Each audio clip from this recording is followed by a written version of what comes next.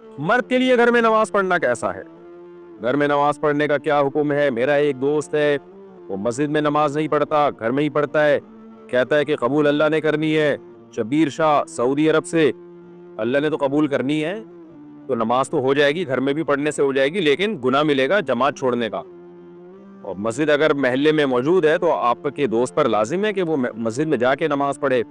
نبی صلی اللہ علیہ وسلم کی صحیح حدیث ہے، آپ نے فرمایا کہ اگر مجھے گھروں میں عورتوں بچوں کا خوف نہ ہوتا نا تو جو لوگ مسجد میں حاضری نہیں دیتے، گھروں میں نماز پڑھتے ہیں، میں ان کے گھروں کو آگ لگانے کا حکم دے دیتا، لیکن ان کے گھر میں بچوں اور عورتوں کی وجہ سے میں ان کے گھروں کو آگ نہیں لگاتا۔ اتنی شدید وعید ہے مسجد کی جماعت چھوڑنے کی، اور 27 گنا زیادہ ثواب ہے مسجد کے اندر نماز پڑھنا۔ موسیقی کا سہارا لینا پڑتا ہے، ناچ گانے کرنے پڑتے ہیں۔ جتنی روحانیت مسلمانوں کے تہوار میں ہے اتنی روحانیت کسی مذہب میں نہیں ہے، کسی تہوار میں نہیں ہے۔ جو بھی تہوار خوشی کا آئے گا لوگ ٹریک سے کیا کرتے ہیں؟ ہٹ جاتے ہیں، کیونکہ ان کے پاس کچھ ہے نہیں۔ ہمیں اللہ اس کے رسول نے خود بتا دیا، ہمیں ہٹنے کی ضرورت نہیں، اس لیے کہ عید کے دن کھانے کی اجازت مل جانا یہی بہت ہے۔ بس کھائیں گے آج، بس یہ کافی ہے، ہمیں اسی سے بہت خوشی ہو گئی۔ روٹی کھائیں گے، پراٹھا کھائیں گے صبح اٹھ کے، بہت دنوں سے نہیں کھایا، یہی خوشی بہت ہے۔ تو اس لیے میرے بھائی، قرآن مجید میں اللہ تعالیٰ کا ارشاد ہے، فطرت اللہ التی فطر الناس علیہا، اسلام وہ دین فطرت ہے جس پہ اللہ نے لوگوں کو پیدا کیا، یہ محمد صلی اللہ علیہ وسلم کا بنایا ہوا دین نہیں ہے۔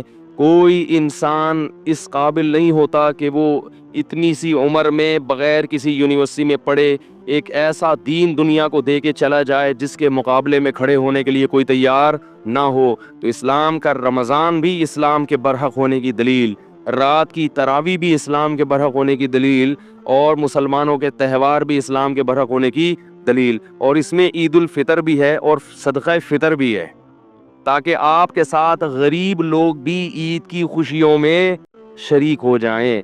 صدقہ فطر ہے، فطر کا فلسفہ بڑا ٹیکنیکل ہے، بس یہ آخری بات کر کے بیان ختم کرتا ہوں۔ دیکھو صدقہ فطر کیا ہے کہ آپ جتنے بچے پال رہے ہیں سب کی سر کا کیا نکالیں گے؟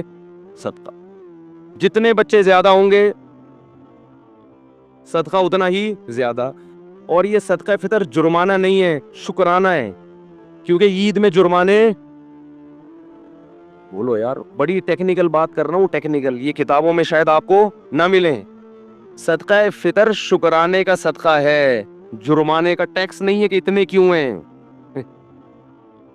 یہ شکر ہے کہ ماشاءاللہ اتنے ہیں، تو تمہیں اللہ نے تمہارے ذریعے سے اتنے لوگوں کو کھلا رہا ہے، لہذا سب کی طرف سے شکر کے صدقہ نکالو کہ اللہ تو نے میرا ہاتھ اوپر رکھا اور مجھے اتنا کچھ دیا کہ میں اتنے لوگوں کی، اتنے بچوں کو کھلا رہا ہوں۔ اللہ نے کہا یہ اتنی بڑی نعمت ہے، کیونکہ کھلانا اللہ کا کام ہے، یہ اللہ کی صفت، تو یہ تجھے اللہ نے توفیق دی کہ تو کھلا رہا ہے، لہذا اس کا شکر میں مزید پیسے تجھے جمع کرانے پڑیں گے۔ تو اس سے فیملی پلاننگ والوں کے نظریات پہ بولو بھائی، وہ کہتے ہیں 2 بچے نعمت ہیں، 2 بچے نعمت ہوتے تو 10 بچوں پہ شکرانہ کم ہوتا، 2 پہ زیادہ ہوتا، کہ اتنی بڑی نعمت صرف 2 ہیں۔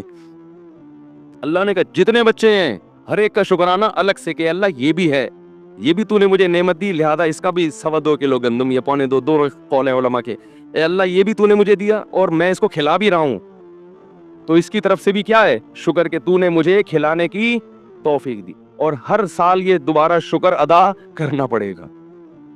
کب تک ہیں؟ سمجھ رہے ہو؟